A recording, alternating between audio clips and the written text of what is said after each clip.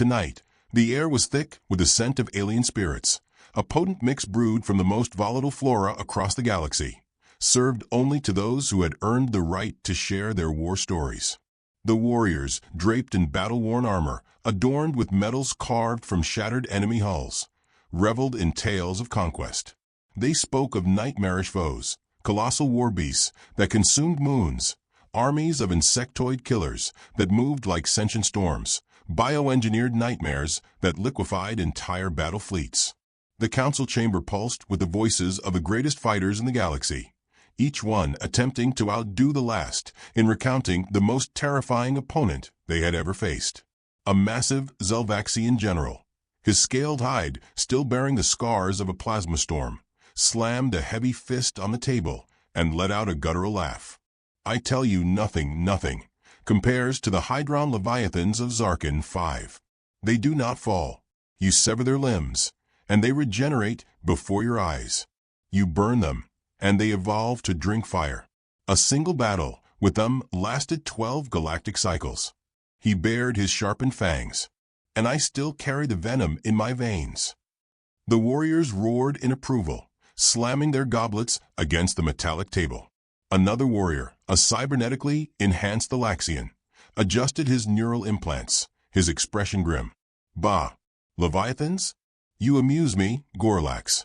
You haven't seen the psychic void hounds of the Sarkin Nebula. They do not need to touch you to kill you. They slip into your mind, whisper in your thoughts, and convince you that your own heart is the enemy. I watched my entire battalion tear themselves apart, screaming. I was the only one who survived, because I cut out my emotions. He tapped his metallic temple with cold precision. Murmurs of both awe and horror spread through the chamber. Every warrior here had faced the unthinkable, and yet none of them had faced it all.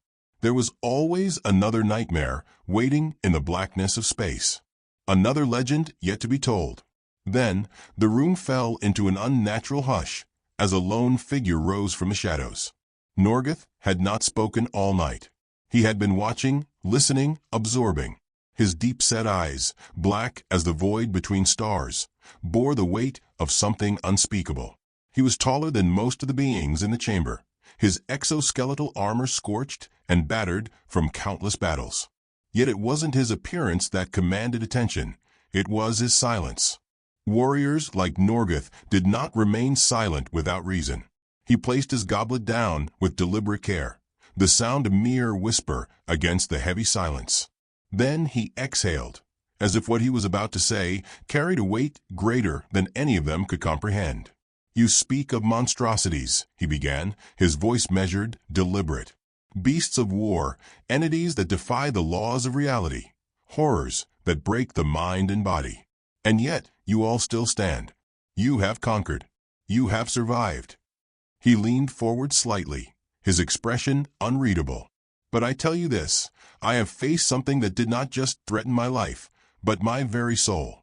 A force so powerful, so utterly relentless, that I barely escaped with my existence intact. The warriors, despite themselves, felt a ripple of unease. This was Norgeth, a warrior who had fought in the Eradication Wars, who had single-handedly brought down the warlords of the Dread Helix. If something had shaken him, it was no small thing. A younger warrior, his armor still gleaming from lack of wear, smirked. And what is this so-called terror? What nightmarish entity bested the great Norgeth? Norgeth lifted his gaze, his expression unreadable. Then he uttered the words that would forever change the course of the Council's history. Earth's women. A beat of silence. Then, laughter erupted like a thunderclap. The warlords, the battle-hardened veterans, the apex predators of 1,000 systems, laughing so hard their limbs shook. Earth's women. Gorlax, still wiping a tear from his reptilian eye, shook his head. You mean the fragile creatures from that primitive rock in the Sol system? The ones that barely register on the Galactic Threat Index? You mock me, Norgeth said quietly, not in anger, but in pity. As I once mocked the idea myself. The laughter softened. There was something in his tone, something unsettling. I was there on Earth. During the early invasion attempts, he continued. We had been briefed on their capabilities: simple creatures, bipedal, emotionally driven, physically weak compared to most of the species we had conquered. Their technology was laughable. They had not even mastered interstellar travel. They should have been easy. He ran a hand over the long scar that ran from his forehead down to his mandible. They were not easy. The room remained silent. They do not fight as we do. No strategy, no honor-bound duels, no predictable formations. They are chaos incarnate. You think you've won, and suddenly you're playing by their rules, not yours. Their minds are wired in ways that defy logic, that twist reality into something utterly unpredictable. A Thalaxian commander, usually unreadable with his cybernetic enhancements, tilted his head slightly. And what does that have to do with their females? Norgatha's fingers clenched into fists, as if remembering something too painful to recall. Because, he said slowly, they hold power beyond anything we could comprehend. He closed his eyes briefly. The memory surfaced like a wound ripped open. We landed in one of their urban settlements. We assumed dominance. Their men resisted, as expected. But then came the ones they called wives, mothers, daughters, girlfriends. He exhaled sharply. One of my finest warriors, a being who had laid waste to a planet in a single campaign, was reduced to a trembling wreck by a single human female who demanded to speak to our leader. He attempted to assert dominance. She did not flinch. Instead, she corrected him. Gorlak squinted. Corrected. Norgath nodded, his eyes distant. She told him he was being rude, that he needed to rethink his life choices. She did not raise a weapon, nor did she use any kind of physical force. And yet, by the time she was done, he was apologizing to her. More murmurs. A few warriors shifted uncomfortably. Another, Norgath continued, his voice quieter now, led us into what we believed to be a trap, a confined space filled with strange devices, moving platforms and mirrors. She called it a gem. A few warriors straightened, sensing something worse. We believed her to be feeble. She then proceeded to outlast 3 of my best in a test of physical endurance, all while laughing. The youngest warrior scoffed. Surely you exaggerate. Norgath leveled him with a stare. Would you like to test it yourself? Silence. Norgath leaned back, his tale unfinished, but his point made. You all still laugh, he said finally, because you do not understand. But I tell you now, there are forces in this universe beyond our comprehension, and they walk the streets of Earth in neon tracksuits, wielding words sharper than any blade. The warlords, once so full of bravado, sat in stunned silence. The weight of his words sank into them, unwelcome and terrifying. Then a voice whispered, What do they want? Norgath exhaled. Everything. And somehow they got it. The chamber remained silent for a long, long time. Norgath still remembered the moment his landing craft breached Earth's atmosphere. The descent had been uneventful, just another planetary infiltration, the kind he had executed dozens of times before. He had led countless conquests across the galaxy, subjugated civilizations that had once believed themselves untouchable, watched empires crumble beneath his calculated precision. But none of that had prepared him for what awaited him on Earth. The planet's initial scans confirmed everything the intelligence reports had indicated. Its inhabitants were biologically unimpressive, primitive in their technological advancements, and completely unaware of their impending subjugation. As the ship's cloaking system engaged, Norgath observed the planet's landscape with detached curiosity. It was a strange world, vibrant in its colors, chaotic in its structure. Unlike the cold, calculated design of war-torn planets, Earth was covered in unpredictable patterns. Skyscrapers beside humble dwellings, roads sprawling in disorderly veins, life brimming at every turn.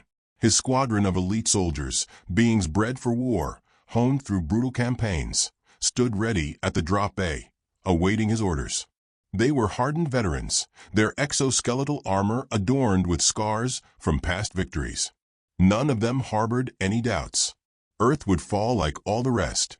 They landed in what appeared to be a residential sector of one of the dominant territories, a city sprawling with lights. vehicles moving in patterns that suggested a semblance of structure yet thrived on disarray. It was a place called Los Angeles, a name without weight, soon to be another footnote in the ever-growing list of conquered worlds. Norgatha's primary objective was simple: assess Earth's defenses, subdue resistance, establish dominance. The humans' military forces, he assumed, would put up a feeble fight before inevitably falling.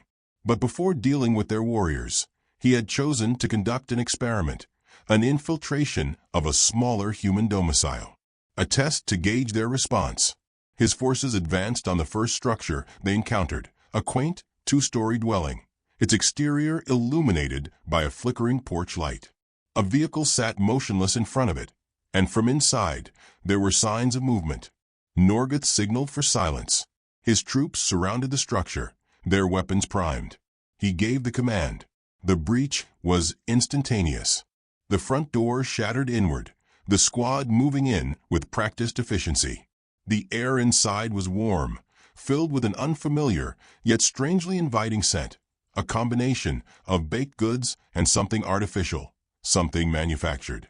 The walls were covered in images, small rectangular frames displaying human faces, frozen in moments of stillness. A sound erupted from the upper level. Footsteps, fast, determined. Then she appeared. The human female descended the staircase in a flurry of motion. She was clad in soft fabrics, her feet bare, her hair disheveled from what was likely a state of rest. But it was not her appearance that unsettled Norgath. It was her expression. There was no fear. "Excuse me," she snapped, her tone carrying a weight of authority that sent a ripple of unease through his warriors. "What do you think you're doing?" The translator devices took a moment to process her words. Norgath narrowed his gaze. She was smaller than them, physically insignificant. And yet, she stood with the posture of a battle commander. One of his warriors took a step forward, weapon raised. "You will surrender." "Absolutely not," she interrupted, eyes flashing with something he could not yet decipher. "You are breaking and entering. Do you even know who I am? Do you have any idea how illegal this is?" Norgath hesitated. Illegal? The word had no meaning in warfare. The female did not give them time to regroup. She placed her hands on her hips, an unmistakable gesture of confrontation. "I demand to speak to whoever's in charge here. Right now." One of his soldiers flinched. Norgath knew the signs of psychological disruption well. His warrior had been momentarily thrown off balance, uncertain of the proper response. That was not supposed to happen. "I am in command," Norgath answered carefully. "You are now under the rule of the Ziran Dominion." She scoffed. Actually scoffed. "I don't care if you're from the Andromeda, HOA. You don't just barge into my house at this hour. Do you have any idea how much I pay in taxes? I will not tolerate this kind of nonsense." The air in the room shifted. His soldiers, despite their physical superiority, took a half step back. This was unexpected. Norgath recalculated. Humans had been reported as emotional, reactive creatures. This display was something else. It was as if this female operated on a different set of logic entirely. She exhaled sharply, crossing her arms. "Well, are you just going to stand there? Because I have a PDA meeting in the morning. And if you think I'm dealing with Linda's passive-aggressive attitude on top of an alien home invasion, you are sorely mistaken." There was an energy to her words, a force that did not come from physical might, nor from weaponry, but from sheer, unwavering conviction. He had faced warlords who had begged for mercy, kings who had knelt in surrender, entire planets that had trembled at his approach. And yet, he found himself struggling to formulate a proper response to this woman's unrelenting indignation. A commotion at the entryway broke the standoff. A new figure entered the space, another human female, this one clad in form-fitting garments, her face glistening with perspiration. She held a cylindrical object filled with liquid, her movements confident, effortless. "Karen, what's going on?" she asked, taking a sip from her container. The first female, Karen, gestured wildly at the squadron of elite warriors. "Aliens. Just busted in here like they own the place." The second female, taller, her muscles visibly toned beneath the fabric of her attire, squinted at them. Then she set her drink down. Unbelievable. You people have no manners. Norgatha's mind reeled. You people? Did she think them civilians? The second woman shook her head, stretching her arms as if preparing for an altercation. Look, I just got back from my cardio session, and I do not have time for whatever this is. If you guys don't leave, I'm going to have to make you. Norgatha's second-in-command, a warrior who had personally led the annihilation of the Vectari Armada, instinctively raised his weapon. The female arched a brow. Oh, you want to go? Before Norgath could issue a command, she was moving. She closed the distance in a blink, faster than a trained soldier, faster than any unarmed combatant had any right to be. The next moment, his second-in-command was airborne, his massive form flipping through space before crashing into a decorative shelving unit. The impact sent human artifacts flying, small porcelain figures shattering upon impact. The squadron froze. The woman cracked her knuckles. Yeah, that's what I thought. Karen let out an exaggerated sigh. Lisa, I just had those shelves reorganized. Lisa rolled her shoulders. They'll survive. Unlike these guys if they don't get out. Norgath calculated his odds. His forces still outnumbered them. He had weapons. He had experience. And yet, a primal instinct, one he had long forgotten, whispered to him. Retreat. Slowly, cautiously, he raised a hand. Fall back. His soldiers did not argue. The squadron moved in sync, backing toward the exit with disciplined precision. Karen watched them with sharp eyes, arms still crossed. Lisa merely shook her head, reaching for her drink. As they exited the structure, Norgath stole one last glance at the two humans. They had not raised advanced weaponry. They had not called for reinforcements. And yet they had won. Something cold settled in his gut. This planet was not what he had expected. This conquest would not be simple. And if this was just the beginning, he feared what lay ahead. Norgath had seen the collapse of civilizations, the smoldering remains of empires that once believed themselves eternal. He had fought in the vacuum of space, where screams did not carry, and survived engagements that shattered moons. His instincts, honed by countless campaigns, had never failed him. And yet, as he moved through the labyrinthine halls of what humans called a high school, he felt something gnawing at him. A growing, unshakable sense of dread. This was supposed to be a reconnaissance mission. After the disastrous encounter in the suburban dwelling, he had ordered a more discreet approach. He needed to understand Earth's power structures, its social hierarchy, the true source of its resilience. His research led him here, an institution where young humans were supposedly molded into the warriors or leaders of their kind. If there was a place where Earth's true dominance could be observed in its earliest stages, it was here. The bell rang and chaos erupted.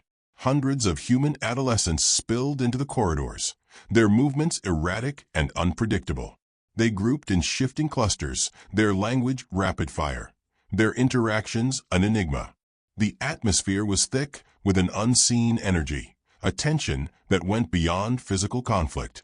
Norgath had expected an environment of regimented discipline, something akin to a training academy. Instead, what he witnessed was something far more dangerous. His squad moved cautiously behind him, their infiltration perfect. Their cloaking technology kept them unseen, their sensors scanning and analyzing. But there was something that could not be quantified, something that seeped into the air itself. Power was being exchanged here, but not through force or weaponry. It was psychological. He detected it immediately. There, near the row of metallic storage compartments, stood a cluster of human females, each adorned in colors that were at once vibrant and unerringly coordinated. They carried themselves with an authority that belied their age. Others moved around them with calculated precision, seeking proximity without intrusion, orbiting them like moons around a gravitational force. One of them, the tallest, blonde hair styled with meticulous effortlessness, surveyed the corridor like a monarch surveying her kingdom. Her expression was one of amusement, but not the joyous kind. It was the amusement of a predator indulging in the slow unraveling of its prey. Norgath had seen commanders like her before. but never in a species so young. He observed her interaction with another human female, this one visibly smaller, her posture uncertain. The exchange was brief, but the effects were immediate. The smaller female's shoulders tightened, her gaze dropped. A single whispered phrase from the blonde, and she recoiled as if struck. A victory. No weapons drawn. No physical conflict. Pure dominance. Norgatha's second-in-command, Tarlok, shifted uneasily. "Commander," he whispered through their encrypted comms, "are you seeing this?" "I am," Norgath responded. Tarlok hesitated. "This is different." That was an understatement. Before Norgath could analyze further, the blonde turned, locking eyes with something, or rather, someone. Her gaze flicked in his direction. Impossible. Their cloaking technology was flawless. No human could perceive them. And yet, she smirked. Norgath felt something in his core tighten. This was not like the suburban warrior women, whose sheer force of personality had overwhelmed his soldiers. This was something sharper, more insidious. She knew she was being watched. With a subtle movement, she adjusted the strap of the bag slung over her shoulder, then whispered something to her companions. They laughed, a synchronized harmony that sent a chill through Norgatha's team. Then she walked away. The tension did not lift. Instead, it grew heavier, like a storm waiting to break. Norgath exhaled. This was no ordinary battlefield, and he was dangerously unprepared. The second phase of his mission was supposed to be straightforward. Find a high-ranking human, isolate them, extract information. And yet he found himself here, in what humans called a date. Her name was Veronica. She had approached him, not the other way around. He had adopted a human disguise, careful to blend in, assuming anonymity would grant him insight. But Veronica had seen through it, or perhaps she had simply sensed something different about him.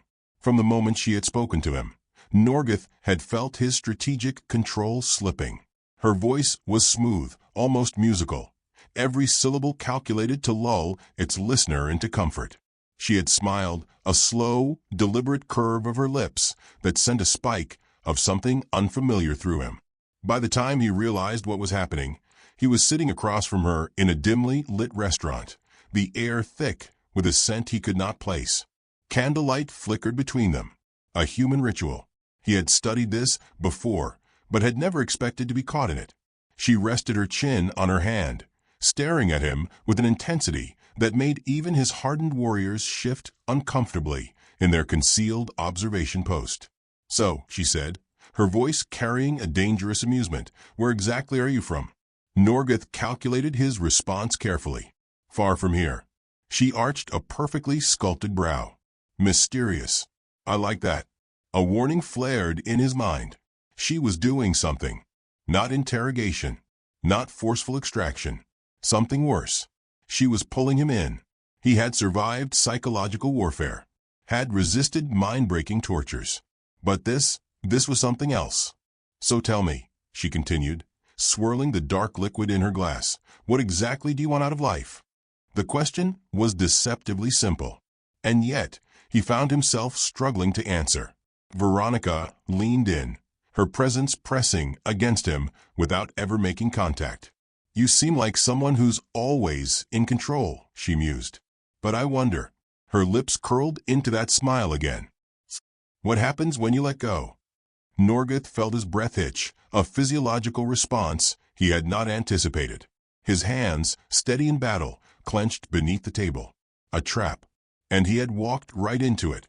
His soldiers, still watching from a distance, were silent. No interference. No extraction. They knew just as he did. He had to get out of there. And yet, the candlelight flickered. Veronica tilted her head, waiting. Norgath, master of 1,000 victories, conqueror of worlds, destroyer of fleets, found himself hesitating. This was no battlefield. And that was precisely why he was losing. He did not remember leaving the restaurant. His soldiers informed him, later, that he had simply walked out, silent, unreadable. Veronica had smiled as he left, as if she had already known how the night would end. He had lost nothing tangible. No information had been extracted. No weapons had been used. And yet, he felt as though he had barely escaped with his life. Tarlok approached him cautiously. "Commander," he said, voice laced with something dangerously close to concern. "Should we proceed with the invasion?" Norgith stared into the night sky, his mind a battlefield of its own. The suburban woman had shattered their confidence. The high school girl had demonstrated dominance beyond logic. And Veronica had nearly unraveled him with nothing but a whisper. He closed his eyes. "We leave." Tarlok hesitated. "Commander." "We leave this world," Norgith repeated. "Now." And for the first time in his long war-forged life, he did not feel like a conqueror. He felt like the one who had been conquered. The silence in the great Galactic War Council chamber was absolute.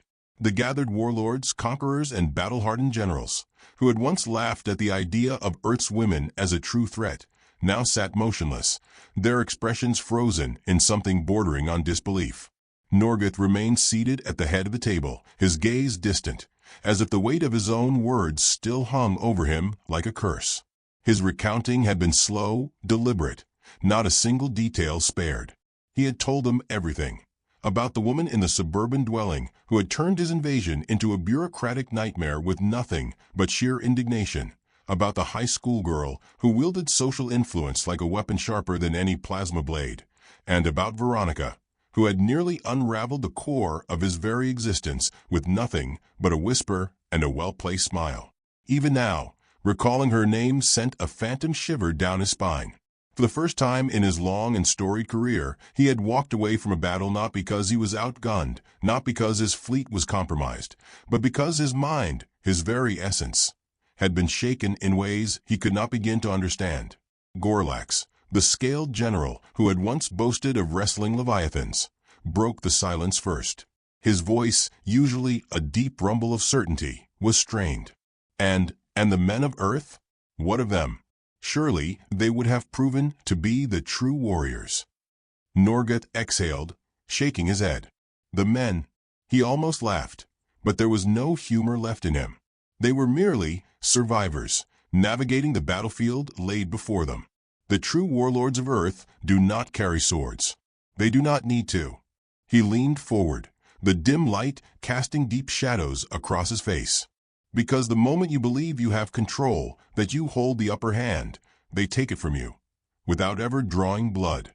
A ripple of unease spread through the council.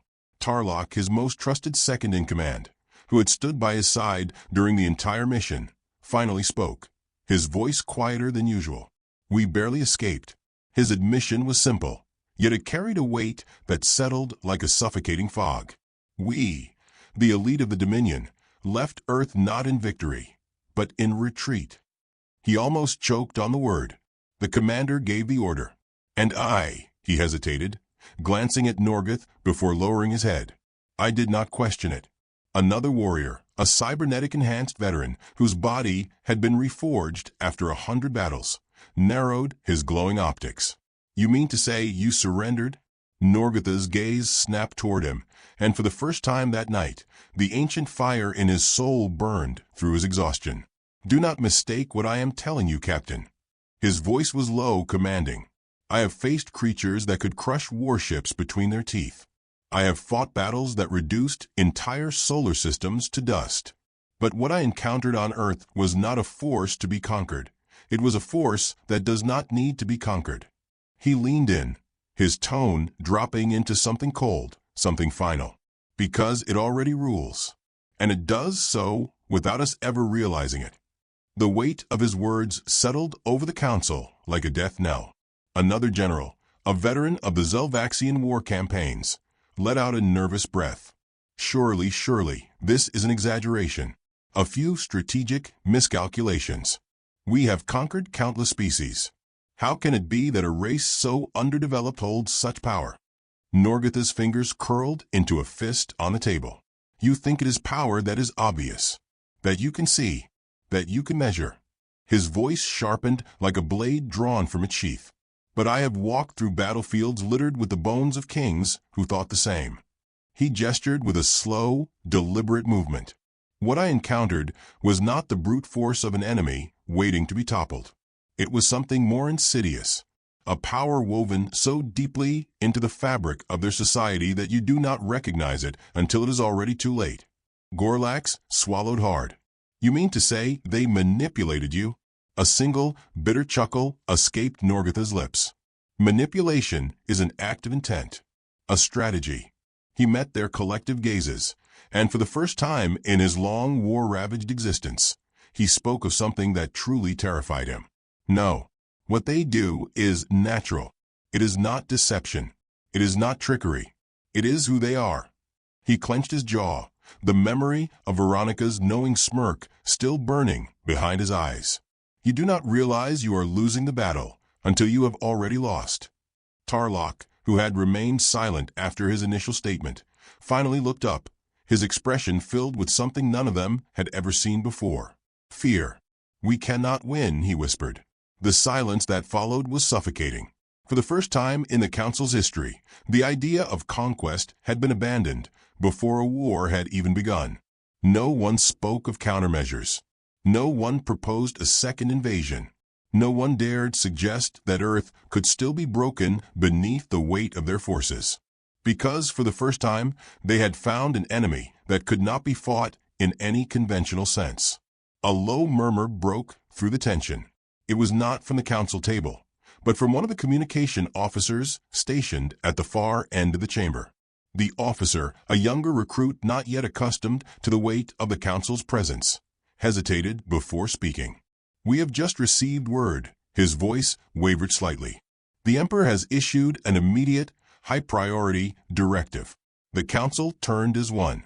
The officer swallowed and read from the data scroll, his hands visibly shaking. "Effective immediately, all Dominion forces are to avoid contact with Earth and its inhabitants. The planet is to be classified as a level 0 threat, not to be engaged under any circumstances. Any unauthorized approach toward the Sol system will be considered treason." The heir left the room. A level 0 threat. It was the highest classification in the Dominion's war records, reserved not for planets to be destroyed, but for threats too dangerous to be disturbed. The warlords, conquerors, and generals who had entered this chamber with bravado now sat in stunned silence, their minds struggling to process the gravity of what had just been declared. Earth, a planet they had once dismissed as weak, had just been placed on the same list as cosmic anomalies that erased fleets from existence. Norgath closed his eyes. He had known this would be the outcome. It was inevitable. There would be no retaliation, no vengeance, only silence. He rose from his seat, casting one last glance at the warriors around him, their expressions mirroring the disbelief he had felt when he first walked away from that planet. He knew the truth now, and he would carry it with him for the rest of his days. As he turned and strode toward the exit, the last words spoken in the chamber came from a general who had once conquered 5 solar systems in a single campaign. His voice was hoarse, almost hollow. "They did not defeat us." The silence stretched. "We were never even a threat to them."